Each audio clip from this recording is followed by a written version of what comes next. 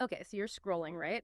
Through your social feed, and then boom, you see it. Someone you know just announced this huge promotion, or maybe like a big life event, an engagement, or they're celebrating some massive win for their business, and you probably smile, maybe you even hit like type out a quick congrats.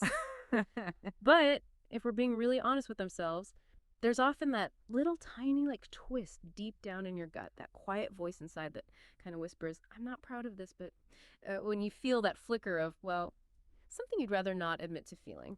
But here's the thing about that feeling. It's not, automatically negative. Actually, it's a pretty powerful signal. And in this deep dive, we're going to pull back the curtain on this often really misunderstood emotion.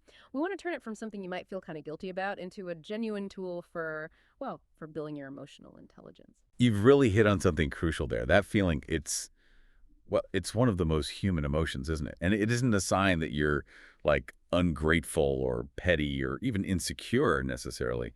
It is, like you said, a profound signal. And understanding it, truly getting it, can absolutely make you more emotionally intelligent, not less. I mean, at its core, emotional intelligence is about recognizing and managing your own emotions, right? And understanding others. So today, yeah, we're going to explore what this particular emotion really is and maybe what it isn't, how to spot it when it shows up, how it kind of gets tangled up with other feelings, and ultimately its surprising role in building your EQ. Okay, so to really get a handle on this feeling, I think we have to tackle the elephant in the room first. Because when people talk about that gut twist, they often use two words like completely interchangeably, but they mean really different things. And that's envy and jealousy. Let's unpack this a bit. Yes, that's probably the biggest misconception. It's such a common mix-up, and it causes so much confusion. So let's try and set the record straight. Envy. Envy is what you feel when you want something someone else has. It's an outward-pointing emotion, right? Focused on something you don't possess but you desire. Jealousy, though, is completely different. That's the fear, the anxiety of losing something you already have, usually a relationship or status to someone else.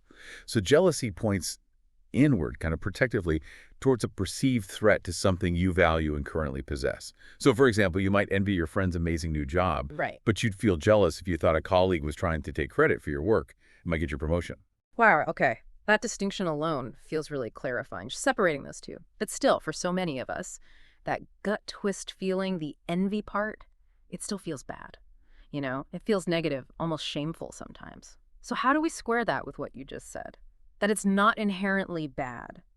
And if it points outward, how do we even start to recognize it in ourselves? Does it always look like pure envy, or does it sometimes wear a disguise? That's a perfect question because, yes, envy is absolutely a master of disguise. It rarely shows up all neat and tidy with a label on it. Beyond jealousy, which, as we said, is that fear of loss, envy often masquerades as other things. Sometimes it's really deep-seated insecurity. The envy just kind of shines a spotlight on self-doubt that was already there lurking under the surface. Oh, okay. Then there's resentment. That's often just envy that's been simmering for too long, right? Yeah.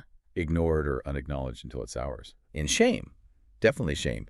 That intense guilt about even feeling envious in the first place. That makes us just want to shut it down. And sometimes, yeah, what we politely call admiration might actually have a little envy mixed in, maybe wrapped in more acceptable language. Being able to differentiate these feelings, to tease them apart, it's so crucial for self-awareness. And self-awareness is really the bedrock of EQ, isn't it? Totally. If you can name the feeling accurately, you're honestly halfway to understanding its message. That's fascinating. So it's not just one single thing. Does that mean envy has different flavors, different intensities? Is all envy created equal, or does it kind of exist on a spectrum? Oh, absolutely on a spectrum. That's a great way to put it. It's not binary, like you either feel it or you don't. Yeah. It operates along this continuum, and understanding this is, I think, incredibly empowering. So on one end, you have what psychologists sometimes call malicious envy. Think of it like the destructive kind. This is often characterized by zero-sum thinking. The idea that for you to win, someone else has to lose. Right, like there's only so much success to go around. Exactly. It feels bitter, competitive, maybe even a bit cruel sometimes. The internal thought is something like, "Ugh, I'd feel better if they lost that thing." Yeah. This kind of envy is destructive. It leads to resentment, often inaction because you're more focused on tearing others down than, building yourself up. But then on the other end of the spectrum, we find what's called benign envy.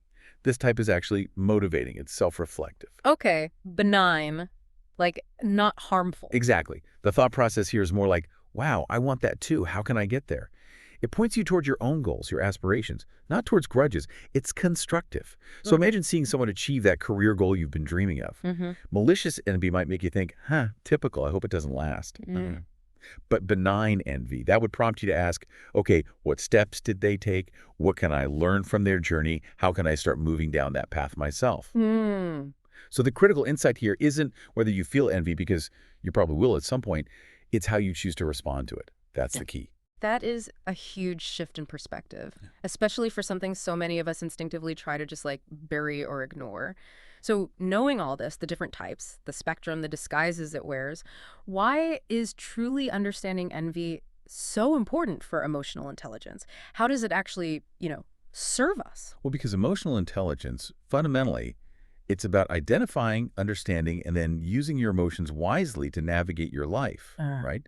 And envy, when you approach it with curiosity instead of judgment, it becomes this incredibly powerful compass, not a threat. A compass. I like that. It supports your EQ because, one, it reveals what you genuinely value, often things you hadn't even consciously admitted to yourself.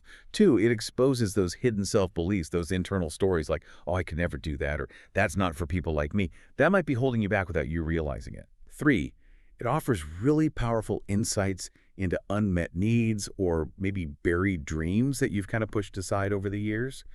And just by understanding envy, by learning to decode it, you can start separating that initial emotional flash from impulsive reactions, which naturally improves your relationships because you're dealing with less hidden tension, less unspoken resentment. It's like an emotional spotlight just shining right on your true desires and maybe your limiting beliefs. That makes so much sense. Okay, so for the listener who's nodding along right now, thinking, okay, I get it intellectually, but what do I actually do with this feeling when it pops up? How do we actively work with our envy instead of just trying to push it down or, fight against it? What are the actionable steps we can take based on the source material? Right, the practical part. There are about 6 key strategies that can really help you engage with envy constructively. First one, name it honestly. Just acknowledge it. Stop calling it frustration or annoyance if it's really envy. Say to yourself, okay, that feeling, that's envy. No judgment needed, just naming it. Okay, just see it for what it is. Exactly. Second, look for the desire beneath it. Ask yourself, what is this feeling really telling me about what I want? What quality or achievement or possession does that person represent for me right now? Dig a little deeper than the surface feeling. Third, turn it into insight before action. This is crucial. Don't react impulsively out of that envious feeling. Decode the message first. Understand what it's signaling before you decide to do anything or say anything. Pause before reacting. Got it. Fourth, use it as creative fuel. Let that feeling spark motivation, maybe even innovation. Instead of letting it lead to feeling defeated, think, okay, if they achieve that, maybe I can too, or maybe I can find my own unique path towards something similar. Let it energize you. Fifth, watch for resentment. Keep an eye on whether that envy is starting to harden into bitterness or a grudge. Process it early and honestly. If you notice that lingering sour feeling towards someone, it's probably a sign you need to revisit the underlying envy and what it's telling you. Don't let it fester. Exactly. And finally, number 6, practice self-compassion. This one is so important. It is incredibly easy to beat ourselves up over feeling envy. We think, oh, I shouldn't feel this way. Good people don't feel this. But remember, feeling envy doesn't make you a bad person. It just makes you a human being with desires, with depth, with things you care about. It's like your gut just pointed out a hidden want or a value. Be kind to yourself about it. That last one, self-compassion, feels so crucial, doesn't it? It takes the shame out of it. So as you're listening to these steps, maybe just take a moment and consider which one resonates most with you right now. Which one feels like the most helpful first step you could take next time that feeling arises? And as we bring this deep dive to a close, let's kind of circle back to where we started, that feeling, that tiny twist in your gut. It isn't proof that you're broken or petty or somehow not good enough. Not at all. It's actually proof that you care, that you have desires and aspirations, that you're engaged with the world, that you're human. It's exactly right. Envy isn't some problem that needs to be fixed or eliminated. Think of it more as that emotional spotlight.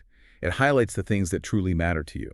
Maybe goals you've hidden away, even from yourself, or perhaps the stories you've subconsciously believed about what you can or can't have or achieve. So the invitation is, next time you feel it bubble up, try not to just dismiss it or push it down. Maybe feel it, listen to it, see what you can learn from it.